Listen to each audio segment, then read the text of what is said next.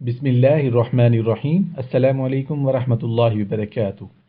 اللہ کا حجاب نور ہے۔ حضرت ابو موسیٰ اشعری رضی اللہ عنہ روایت کرتے ہیں کہ نبی اکرم صلی اللہ علیہ وآلہ وسلم نے ارشاد فرمایا، بے شک اللہ تعالیٰ سوتا نہیں ہے اور یہ اس کی شان کے لائق بھی نہیں ہے کہ وہ سو جائے۔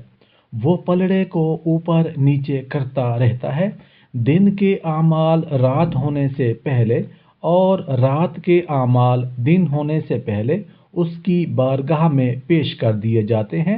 اس کا حجاب نور ہے۔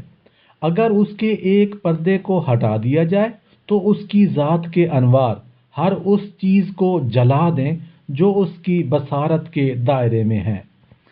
اس نے اپنا دست رحمت رات کے وقت گناہ کرنے والے شخص کے لیے پھیلایا ہوا ہے تاکہ دن میں اس کی توبہ قبول کرے، اور دن میں گناہ کرنے والے شخص کے لیے پھیلایا ہوا ہے تاکہ رات میں اس کی توبہ قبول کرے۔ سبحان اللہ۔ ایسا اس وقت تک ہوتا رہے گا جب تک سورج مغرب سے طلوع نہیں ہو جاتا۔